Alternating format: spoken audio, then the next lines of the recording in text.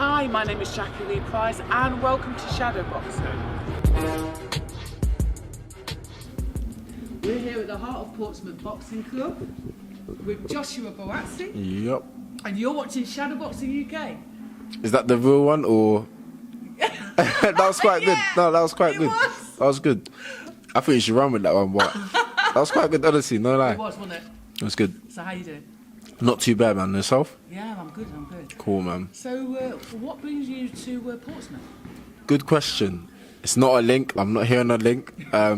Basically, my trainer's got a job to do down here, so I thought it's a good opportunity, a good reason to get out of London. So I thought, why not? I'll come here, train here. The sea is there. Yesterday was sunny. I was thinking, this is beautiful. Tomorrow morning, I'm going to do a nice long run. Woke up this morning, rain, and it was great. So I said, you know what? Find myself in the gym. But no, other than that, it's good, man. I've enjoyed it so far. So you've known Q quite a while, though, haven't Yeah, you? yeah. So how do you know him? So I've probably met Q before this, but I got to meet him properly when I was on assessment for the Great Britain team. So that was back in early 2014. And I just kept on pestering him. I was asking him every day, how am I doing? How am I getting on? And he was just saying, you're doing just fine. So I was thinking that you need to give me more than I'm doing fine. But he just kept on saying, I'm doing fine. Just keep doing what you're doing. So I said, okay, cool. Maybe I'm doing okay. So I just kept on doing what I was doing. And I've kept the relationship from then till now. So I knew I was coming to Portsmouth. I rang him the day before. I said, Q, I'm coming to Portsmouth for the week. Help me out, sort me out. So he said, cool, no worries. Found somewhere to sleep, found somewhere to train, and that's all I need. So I'm grateful for that. Yeah, man. What's nice about those associations from back in the day is like they carry on through, although Yeah. they're professional, they carry on through, don't Yeah, yeah. they? What I was going to say is I heard a whisper that today, didn't you go to a school and you were sort of... Yeah. I Tell think me a little bit it about was, I hope I haven't got this wrong, but I think it was Portsmouth High School. I could be so wrong. that. I don't know. So Yeah, but it was a private. Got that, Yeah, exactly. It was an all-girls school. Q was leading the session, so I came as a visitor, just to kind of see what they're doing. Gave a little speech, nothing too long, but I just said to them, "Listen, you lot are way too clever to get hit in the face," and they were all laughing. But it was amazing to see that, like, girls are doing boxing, private school girls are doing boxing, and they're enjoying it. And I was saying to them that, you know, when you learn the fundamentals of boxing, you have a sense of confidence, you have a sense of security, not to brag about it, not to be prideful, but you're cool and you're calm because you know what you can do. So for me, it's good, and I saw that it was part of the curriculum, so I was thinking, this is amazing. So big props to them, man. it is, isn't it, actually? Because what it is basically the Boxing Award, which is Yeah. Q runs. Yeah. What sort of personal satisfaction do you get out Yeah. of seeing these young people, progressing in the sport, whether it's to compete or whether it's Yeah, like you just said? for me, it was just good to see that girls that are doing boxing, they don't necessarily want to have fights or pursue it like I have, but they understood the benefits of boxing. So feeling secure, protection, general fitness as well. So that's what I like to see.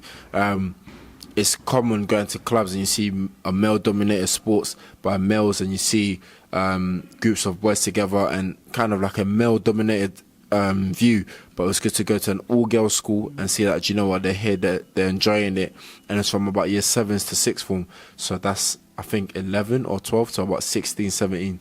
So it's good to see that there was a wide range of girls participating in it.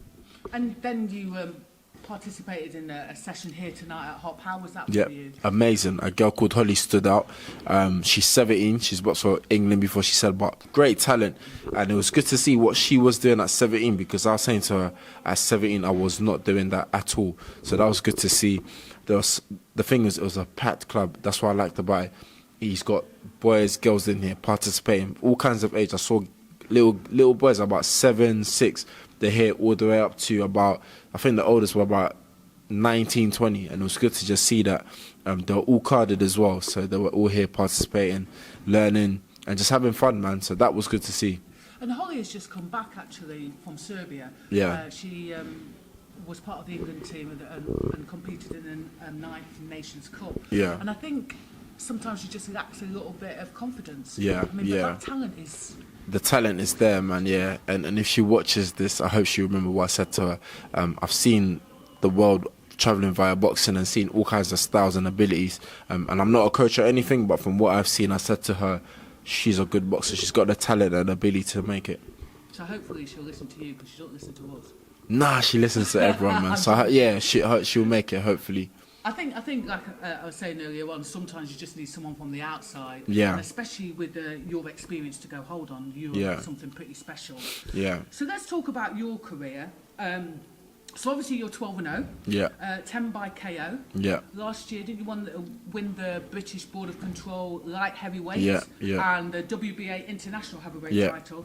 Apart from that, what really stood out for you in 2019? I mean, those are great things, but anything outside of boxing that you were like, wow? It's a good question, you know. For me, it was just a reminder that in all my madness and in all the things that happen, I prepare for a fight. Ask God always help me, be with me, and He's done that. So that I'm happy about. What stood out in 2019? For me, I went back to Ghana to see my mum and to meet a lot of family members that I'd never met before in my life. So that was good. I saw my cousins' children, my cousins that I grew up with. So that was nice. I met a few uncles and aunties that I've never met before. And I was just I was just happy to be back home in Ghana, man. That was really nice. And I travelled a lot as well. I got to see the world. 2019, that year just gone, I've travelled the most ever in my life. I've met amazing people, beautiful countries I've been to. I've boxed, I've won. So I can't complain. That's one of the best years I've had in my life. So far so good. But 2020, we aim for more. We hope we do better, and we hope things get better. So you're saying that you've gone back to Ghana to see your mum. I mean, do you kind of fall back into that, that relationship where you're the little boy and she takes care of you? Because 100. 100. I said to her, listen, I said, Mummy, I don't live with you. So you've got to do all the things that you would have been doing if you were back in England with me. Every day I woke up, she made breakfast, lunch, dinner. All my washing was done. I didn't wash a single plate. This sounds quite bad, but but my mum doesn't live with me. So I was like, listen, you have to make up for the time that you're not in England with me. So she was like, cool. She really looked after me, man, and I'm grateful. And what about the family though? They must be so proud of you because, obviously. I'm guessing that the same in Africa it is in the West Indies. Everyone thinks it's amazing in England and that there's so much opportunity. They don't understand though. You've got to put work in. The grind is there. You have to grind. Yeah, coming to England doesn't just mean that things fall in place. You have to work. You have to shift and make things work. And it was amazing to just hear what aunties and uncles that I grew up with, what they said I was like when I was little. So my mum's sister was like, my cousin's husband put in a fight. And she was laughing, and I was like, why'd you keep laughing?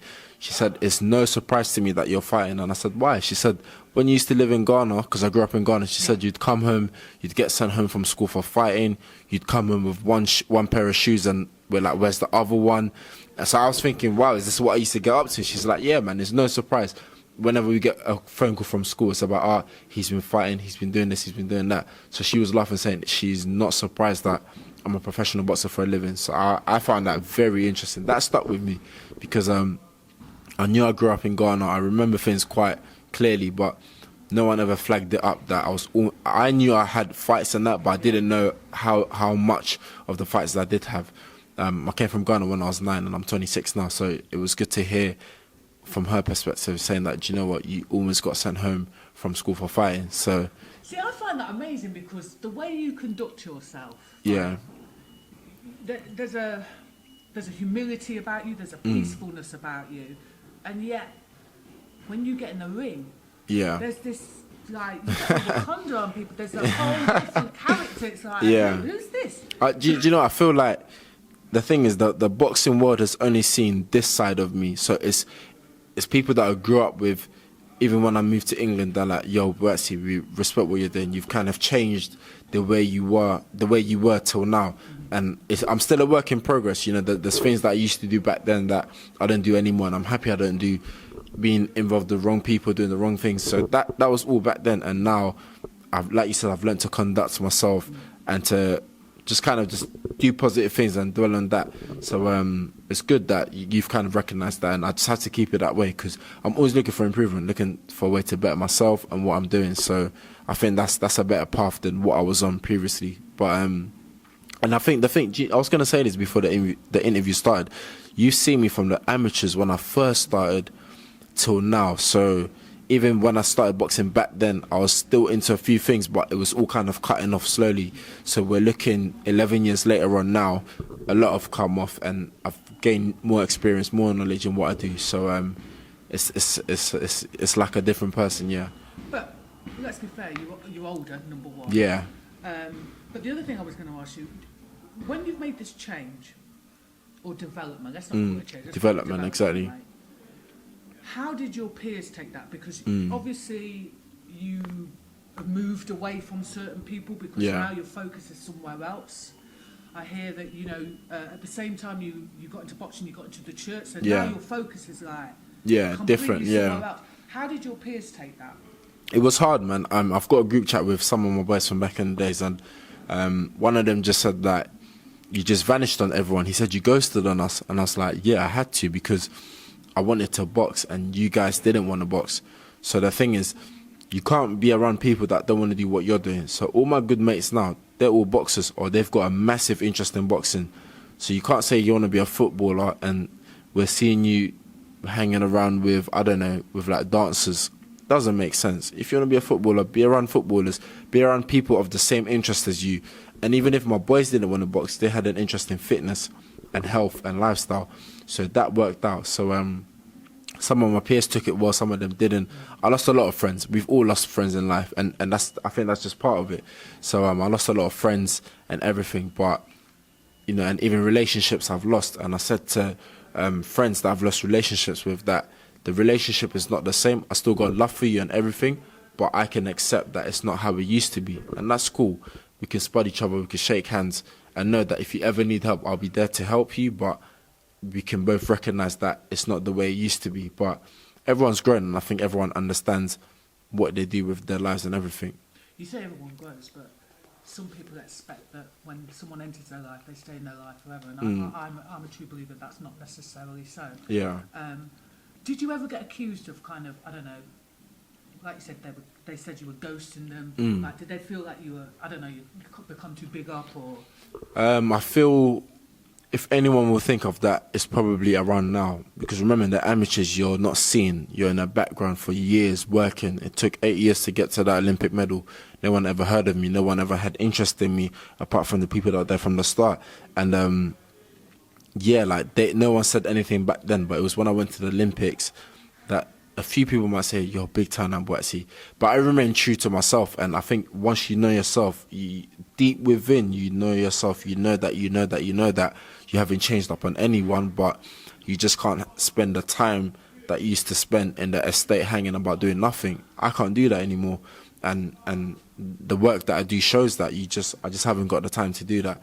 So if people have said it, I don't take it personal. Like, it is what it is. I'm doing good things now. Support what I'm doing, like, and we just move on. But I think also it makes sometimes people very uncomfortable when a close friend moves up or moves forward, and I actually think it's the people around you that change, not necessarily the person. I thought about that today, you know, because I was thinking I had a very, very good friend, so close to me, and in the Olympic Games, I was still friends with them. After the Olympic Games, our relationship broke down, but I was thinking from their perspective, what was it like being my friend when no one heard of me, and then suddenly you watch me on the screen and I'm at the Olympic Games, I've won a medal, I get this massive welcome when I'm back in England, and my life changes. Since I've landed from Rio, my life's never been the same, and that's facts. And I think you've been really gracious, to be fair. There's always two sides to a coin, though, you know what I mean? So I know my perspective, but I sat down when I was driving here, actually, and I thought, you know what about their side? What is it being like where you used to chill with someone that was not known, nothing special about them, and then it's like, wow, they went to a country, came back, and their life's never been the same. But you could still chill with that person. Do you see? Yeah. I mean, I guess I'm looking at it from my point of view, that I wouldn't, and I don't. I'm kind of like, oh, nice. I don't feel jealous about my friend's progression, and the people that I'm still friends with, we kind of all moved up together. Yeah. But I just find it interesting that, I think there's just a lot of fear around somebody enjoying success. So, with that said, I remember last year there was this whole thing with you, some sort of beef between you and Andre Sterling. Yeah. And he wants you to stay with the British belt just in case, he gets the chance to box Yeah. and all those things. So, yeah, tell us a little bit about that. So I think he was fighting Craig Richards the next day. So he's fighting Craig Richards on a Saturday. Spider, yeah, on a Saturday. And on Friday, I've gone to the weigh-in as a boxing fan. I enjoy the sports. I went to watch. And he's kind of approached me, and him and his boys have kind of kicked up a little fuss, saying, Buatsi, don't vacate the belt, hold the belt. You know what happened in sparring, this and that. And I was like, cool, we've boxed twice as an amateur. He knows what happened, I know what happened, cool. But I was like, listen, if it's in my interest to hold it and it benefits me, I'll hold the belt, so that if you win your fight, you know, the next day we'll meet later on. It wasn't in my interest to keep the belt, so I vacated it. But he then went on the next day and didn't get the result he wanted. So, bit unfortunate for him, but I respect his hustle, man. Everyone's trying to make a living. If you have to make a hype about it, then make a hype about it. If you do what you got to do, to an extent anyways. I just don't agree with what he did, but Do you think it doesn't... there's a little people sort of poking away, picking away to get someone to respond? Because I think, not that it's out of character for you, but it's like, oh, no, you had to switch. Yeah, they'll always get a response from me. I'm just quite... I probably don't do the norm or what people expect, but you always get a response from me. And you won't know how, but you always will. And if we do ever get in the ring, that's the greatest response from me. So, yeah, man, like, I'm not going to get there and start shouting, screaming. That's long. I don't do stuff like that. But you always get a response from me. You've credited your faith as being a massive part of your life. Can you Big time. explain... how it plays a part in your like everyday life? Okay, so I think, so I have a belief in God. So I think we're here on earth doing what we're doing, and I believe there is a God that created us, that sent his son to come and to die for the sins of mankind. So all the madness that I do daily, and these things are daily, they're not, you know, are you used to sin? So now that you're a boxer, you don't sin anymore. Nah, this is a constant day-to-day battle. Every hour, every minute. I credit it a lot because I do the physical part in training. My boys pray for me, I pray for myself, my family pray for me. But for me, it's when I'm just about to enter the ring. When I'm in the changing room before a pro fight, I've got one of my best friends, he's there. His job is just to pray. The moment we enter that changing room, his job is just to pray. Don't talk to the other boys that you know, don't talk to this. You're just there to pray. The moment he stops, I turn around and I say, why have you stopped praying? He's just there to pray. And for me, leading up to the fight, we kind of talk more and we bond more, and he kind of reminds me of things in the Bible. There's a lot of stories in the Bible about people that fought. People think, yep, God, Christianity, religion, they're like, yep, lifting up your hands, praying. That's one aspect, but there's also a God that's as real as it can be, you know, that knows about fighting, that knows about wars and stuff like that. So it's just scriptures that he reminds me of and say, Buatsi, remember, it's written in the Bible that this, that, and that, and that. And I dwell on that and I'm thinking, do you know what? Okay, cool. It's written in there, so God's going to back me. God's going to show up. God's going to do this. He's going to do that. Of course, I have to physically do the work, but mentally, stuff like that helps. So people go for all these sessions to help their mind and stuff like that, but that's the approach that I take. So if someone wants to look into the psychology of what I do and everything, it's solely from the Bible. That's the only thing that's going to get me in the right frame of mind. You're not going to tell me anything else to get me, you know, in the right frame of mind. And that's just how it is, man. And in day to day, like you said, I've developed more as a person, and that's helped with my development and everything. What is nice is you've admitted that you're a work in progress. 100. Everyone always thinks like, oh, you know, if you say you're a Christian, you know, and on a Sunday you go and pray, you don't feel they have to be a Christian 6 days a week. Nah. You are trying to live it. Thought, word, and deed. And I take L's every day, even today I've probably taken an L. I don't know what I did, but I probably did. Tomorrow I'll probably take an L, but it's just about knowing that while you're still on this planet, while you're still human, you are going to have faults. We're made with faults. So that's the truth. And do you play gospel music in the the changing room? Yeah, that's the only music I play. In fact, I have one song that I play and it's on repeat, and my whole team knows it now. Christian or not Christian, they all know it because we've been doing it for about 2.5 years now. The same song. On my debut, I tried to play hip hop. R&B, all that kind of stuff, and I just wasn't getting in the mood to fight because I was nervous. I was thinking this music's not helping me, so I played on one gospel song my sister played, I think 2 weeks before, and I saved on my phone. So I played, and I was thinking this is calming me right down. So on repeat, only gospel tunes. We don't play any other thing, and that's it. Because I was going to say, hip hop for a lot of people is it's it's putting you in a hype. Yeah. And to me, it almost puts you in a kind of nervy, edgy. Yeah, and you don't, and you know you don't need that in boxing. It's good to be nervous, but you need to be calm and controlled. So the gospel music that helps for me. It may not work for everyone, but for me personally, that works. I like that. Does your mum come to your fights? Does she Nah, come like that? my mum lives in Ghana. She probably hasn't watched me box before. I say probably because she's always like, well done, son, you won, you did this, you did that. And then I'm like, so what happened in a fight? And she's like, oh yeah, I watched the introduction, and then she said I skipped right to the end to watch on YouTube. Or my sister would be like, oh, mummy, Joshua won, this, that, and that. So that I don't think she's probably sat there and watched it, which I understand. So You're still a little kid though to her, do you know what I mean? yeah, exactly. And I'm her only son as well, so watching, even with me, when my boys box, I'm mad nervous. I'm like, bro, go in there, you know what you gotta do this, get it done out of the way so that we can bounce and go home. Yeah. I don't want to stand there and watch a 10 round, 12 round of war with my boys, and I don't like that. No, to be fair, I get nervous as well. Yeah, sometimes, man. and- Yeah, but also she's probably paying for you at the same time. Do you know Yeah, what I mean? and that I love my mum to bits for that, man. My mum's onto me leading up to fights, saying that we're out here praying for you. Like, don't worry, son. She's just sending over scriptures, little encouraging messages, and my dad does the same. Like he and my dad is very articulate and very thoughtful in what he says. So he patterns everything and sends a whole long paragraph. And if a message is long, 9 out of 10 I won't read it. But when my dad sends me a message like that on the week of the fight or a few days before the fight, I make time to read it. And what a gift as well to have people pray for you, because I think that's one Yeah. of the biggest gifts you can give to someone, honestly. Yeah, 100. You know, like sometimes something's not going well, but then all of a sudden there's a shift. Yeah. And it's like, you know, there's Yeah, a group of people that are, Yeah. you know, moving together. for sure. Do you know what I mean? To watch your back. And one thing I want to bring to light is that I don't want to sit here and say that I pray for hours leading up to my fight.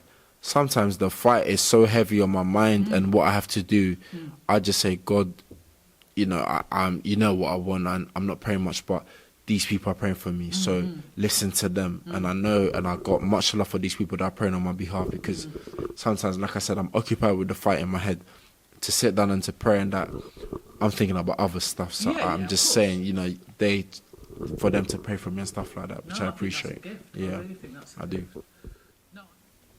If you were approached by a boxer and said, I want to turn over pro, what advice would you give them? First of all, take your time, but do your homework. When I came up from the Olympic Games, I didn't turn pro straight away. It took, I think, 10 months before I turned pro. And that's because I went back to uni, yes, but I was meeting everyone with a pen and a paper, writing down what they're saying, having conversations for hours and hours. And at the end of it, I sat down with so many sheets, and I thought, let me put all of this into one paper, the good bits, the bad bits, and I wrote everything down, and I understood the game a lot more. I haven't learned everything about the game, but I felt like the conversations that I had with those people, they helped. Meet the very person that people tell you not to meet. I met those people. I sat down with them. Those that are very controversial, I sat down with them. Those that know everything, I sat down with them. So I met all kinds of people. Those that are at the top, I sat down with them. Those that are journeymen, I sat down with them, because they've got a different understanding of the game to those that are at the top. So I sat down with all kinds of people just to understand it. Those that were world champions, those that were not recognised, those that have been forgotten about, to you know the truths and the ins and outs of boxing. I sat down with them. So sit down with everyone, man. But you also sound like you weren't in a rush. You don't seem No. like, I've got to make this move. Yeah. Everything's on the plate here for me. You don't know what to do. Yeah, nah, man. You really I took your time. kept people at bay with the excuse of being at uni, which was the truth. I was at uni, and I had to finish my degree as I was in my third year as well, so it's quite heavy. So I made sure I finished that, but I used that a bit to keep people at bay, to buy time and to think and to really understand and to process what I want, and to, you know, get advice from people that I think, do you know what, he knows the game. Let me hear what he has to say. And then ultimately, you have to make the decision yourself. So sit down with everyone, good, bad, top, bottom, and get an understanding of the game. Right. In February, Yeah, Fury, Wilder 2. for sure. I've got to ask you, A, what are your thoughts? Who do you think is going to win? Yeah. And why? So I thought about this week, and I was like, do you know what? I think Fury's going to win, man. I saw something, and I was thinking he's going to win because Ortiz showed that for 7 rounds he was winning. And I'm thinking Fury he did it before, and he can do it again. Then I thought, actually, Wilder showed that you have to be perfect for 12 rounds, but for that 1 second that he's perfect, he lands a shot, the fight is over. Then I thought, nah, but Buatsi, when Fury got hit, when he got hit in the 12th round, he got up and, do you know what I mean? He still won that round in my eyes. So I'm like, what's going to happen? But I've got 2 points for Fury and I've got 1 for Wilder. So based on that, I'm going to have to say Fury. That's what I think, yeah. I felt robbed that last fight. See what I'm saying? I felt robbed. When he opened his eyes and got up, I was like... I didn't even know the question to ask. I want to say, how did you do it? How this, how that? But it's like, how he... The 12th round was us. It's not like it happened early where he could recover. This is after doing 11 rounds that happened. He got up, still gave a good account of himself in that round. So, I got Fury to win it. If gun up my head, I'll say Fury, yeah. I like it. Nice. Thank you very much for giving us your time. Thanks for having me, Rob, on the show, man. Lovely that you're open and honest, and I think it's great that people see a different side to boxers. Yeah. Looking forward to basically watching you move forward in your career in 2020. Thank you.